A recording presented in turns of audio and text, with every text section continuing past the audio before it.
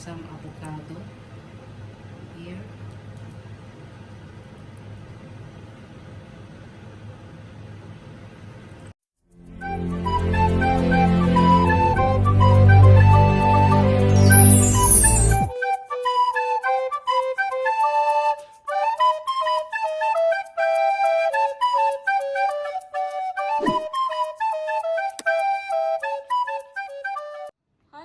How are you today? Cebuana is here again, and I have lots of spinach here, fresh from my farm, my own farm, sa likod ng aking bahay. Ayan, pwede kayo magtanim sa likod ng bahay nyo at may aanihin kayo at marami kayong gulay na kakainin. That's it. And this one, I will cook this later. I will make this for a side dish for the video today gonna make. Okay, later I will show you. Keep on watching, guys. I blanch my spinach in 30 seconds, just only 30 seconds, guys. And after 30 seconds you have to wash this one in a warm cold water and put a lot of ice so that the color will not change. Okay, so this is done. 30 seconds. Now, guys, I already washed my spinach and I squeeze it, and kailangan pigain nyo ng pigain to para matanggal yung kanyang mga sabaw-sabaw.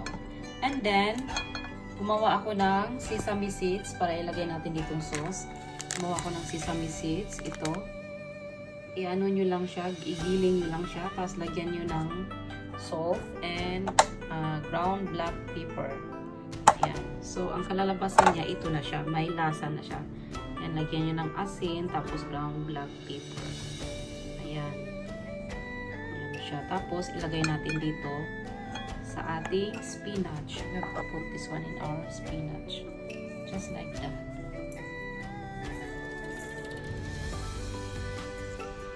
You know, if you buy this one if you buy the already cooked one in the grocery store outside, this is very expensive. When you do it to your house, when you do it your own, you can eat a lot and really fresh. Ayan, sariling tanim, sariling luto. Ayan, just mix it. Already a vegetable side dish of my recipe today na Maguro-don. I will try. Really good in smell. My rice also is already done. Very delicious and very healthy.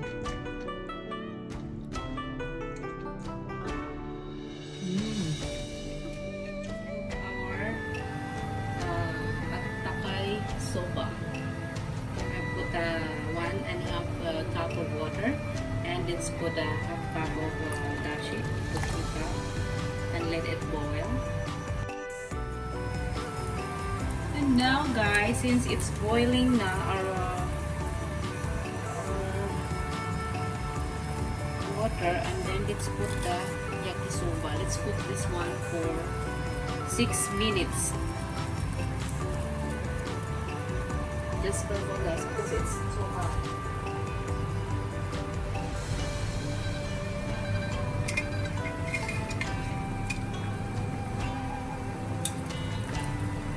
Cook this for 6 minutes.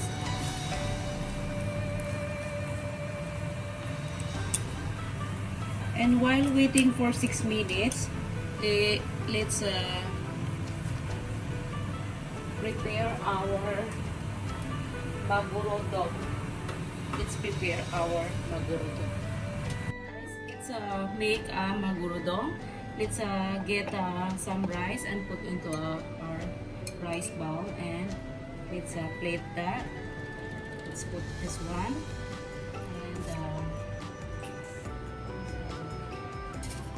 and we have a maguro here, the sashimi maguro, and just put it here, just like that. Just put it into the pot.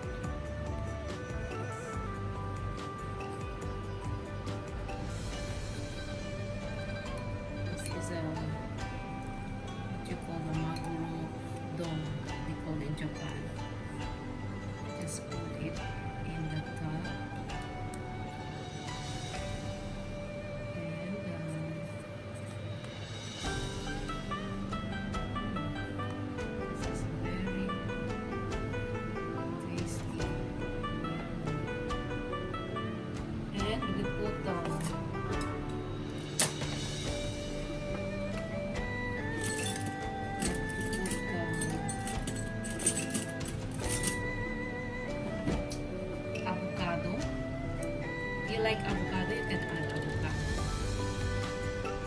Some avocado here.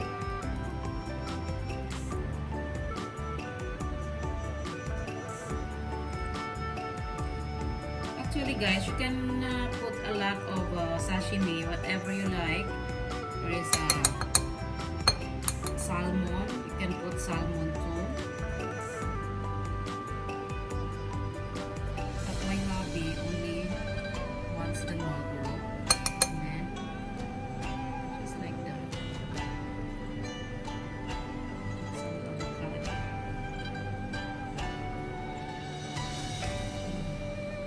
And then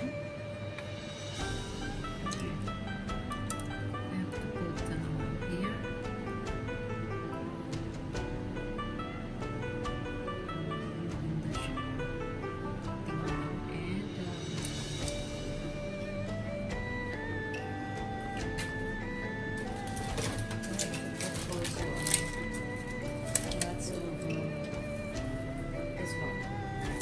This is the nori, because this is a nori in Japan.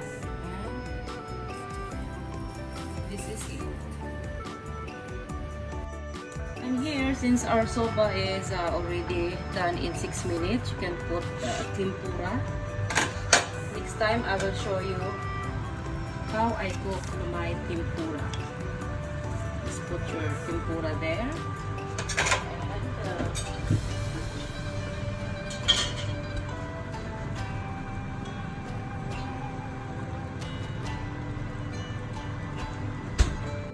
let's put the kamaboko here and garnish with lots of like that. Done our Maguro-don. Maguro-don bori. They call this Maguro-don bori sashimi. Look at that, guys. And I have a side dish here, the tofu, and our asarisu, the asarisu seafoods. This is seafoods, and the yakisoba. Hot yakisoba with tempura, and I have here kamaboko. Next time I will show you how I cook my tempura, guys.